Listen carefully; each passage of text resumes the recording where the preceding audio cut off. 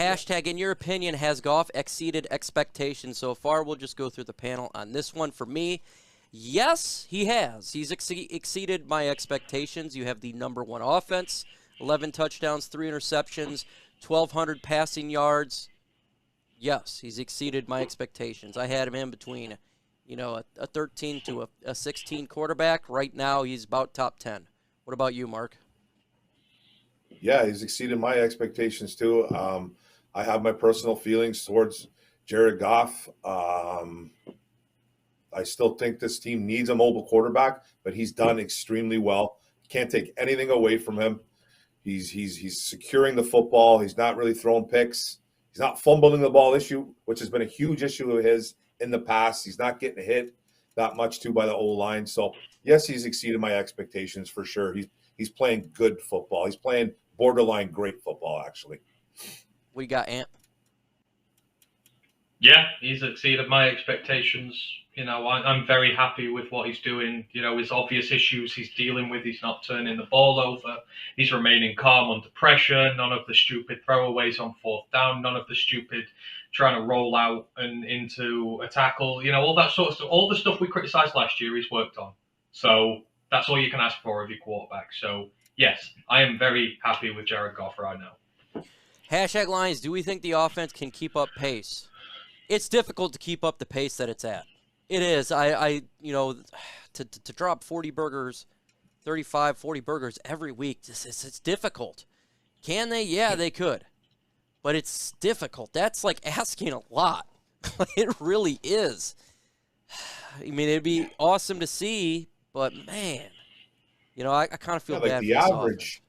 The average offensive team scores what? I don't know the numbers, but I know it used to be like 23 to 27 points. That was kind of an average. We're putting up 30 plus, 40 plus now. So that's kind of hard to sustain, man. That's hard to sustain. And Brad Johnson, though, Brad Johnson. Ben Johnson seems to be a really smart individual, and he's doing things. And he did absolute wonders last week with Jared Goff throwing the ball to practice squad guys and second string guys. So, hats off to Ben Johnson. He's doing wonders with this offense. And this is the problem. When people say, it's just the defense needs fixing, the offense is fine. This time next year it won't be. Offenses change and develop, and you're not going to keep this forever. I mean, this year, for example, you've got to make a decision on Swift. You've got to make a decision on TJ. You've got to sort your guard situation out. You've got to make a decision on Goff. There are going to be a lot of changes on this offense next year, so you can't rely on it being the same all the time. So you have to balance the two sides of your team out. It's not just a case of fix the defense and we're a great team. We're not. It's going to change very quickly. So, and with all these injuries, they can't sustain this level of run.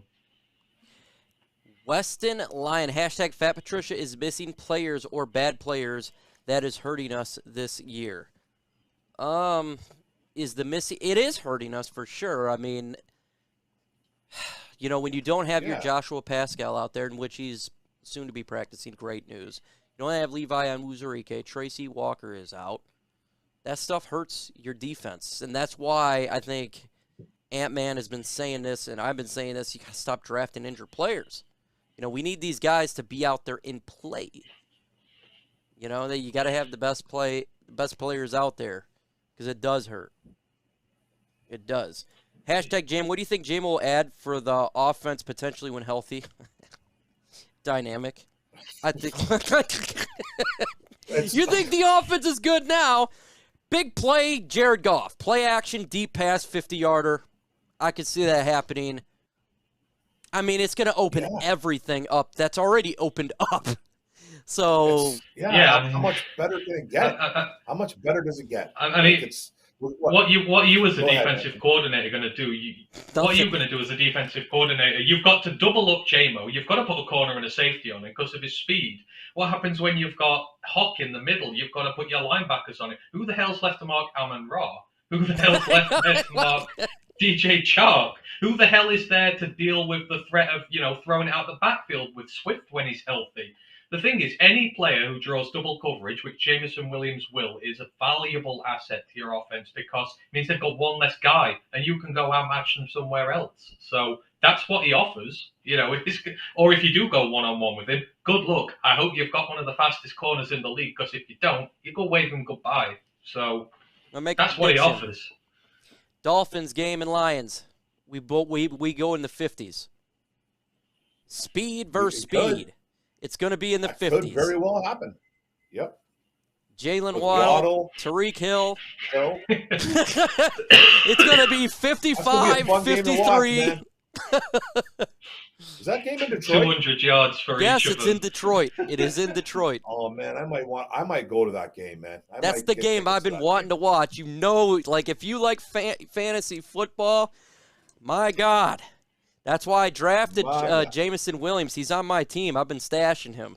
If JMO is healthy, I'd say that them two together will have about 350, 400 receiving yards between the pair of them. Just them two. That's how bad it's just too bad our defense can't play. It's so frustrating. Okay, just imagine this.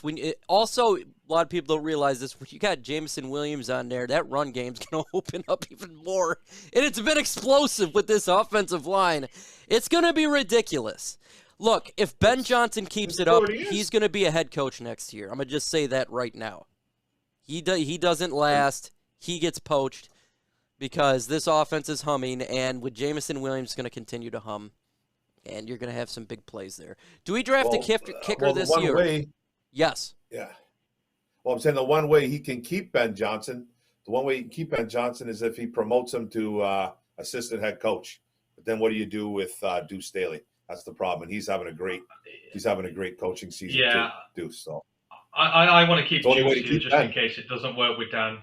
I want Juice here in case it doesn't work with Dan, because I'm not saying against Dan, but Juice is Juice is next in the succession line, and it's not even a discussion. I fucking love him. What do you guys think the Patriots' biggest threat is? I'm gonna have to. Biggest threat for Patriots here. I'm gonna go with Damian Harris, the running back. They're running the football good. We can't stop the run. They got a rookie quarterback, 6th-round guy. Yeah.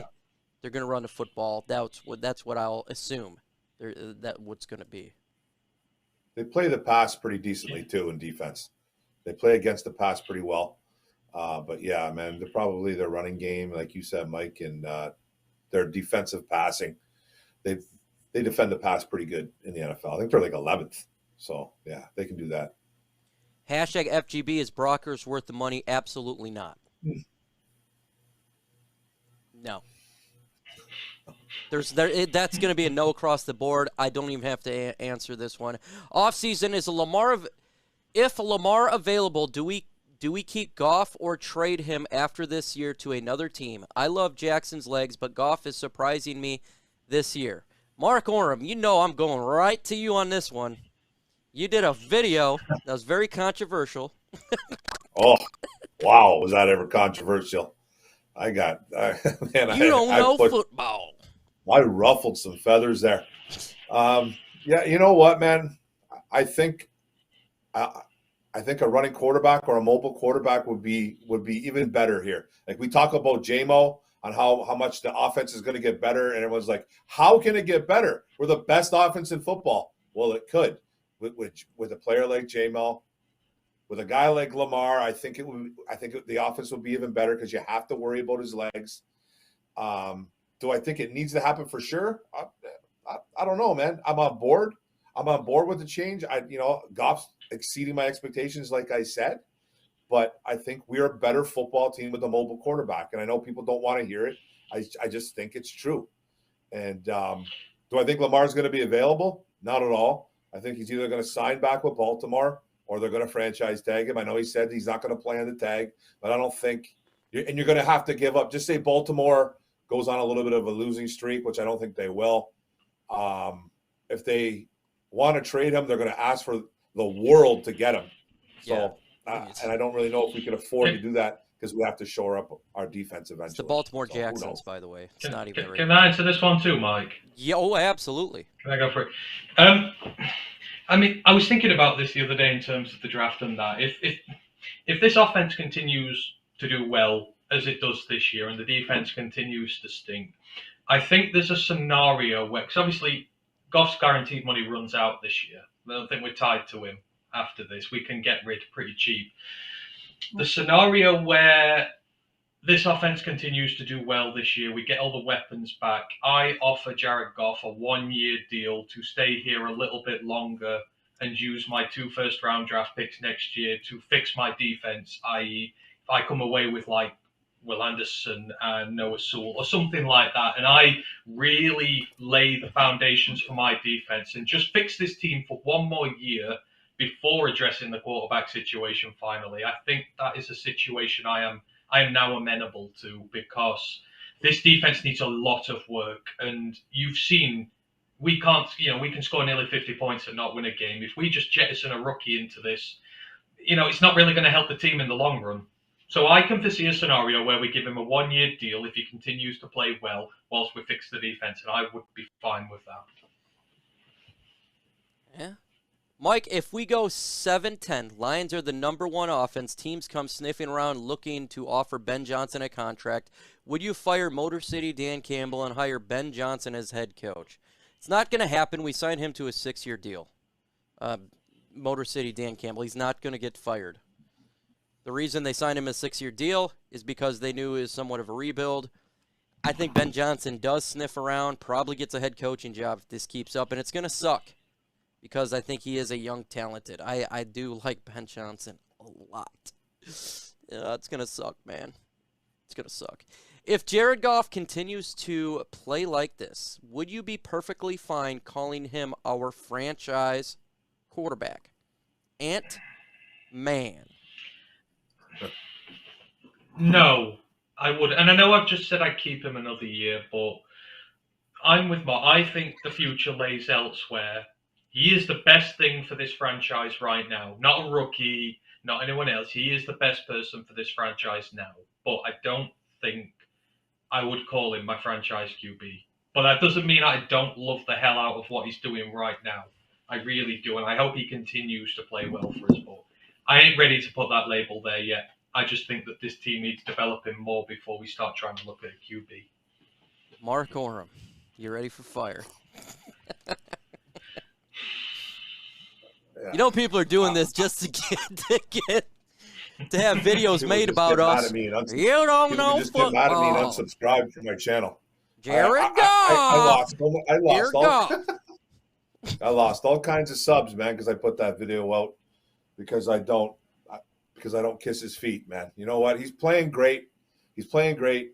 I still, like I said, it's not a personal thing. It is like, it's not against Jared Goff. It's just I think we'd be better with a mobile quarterback. Perfect.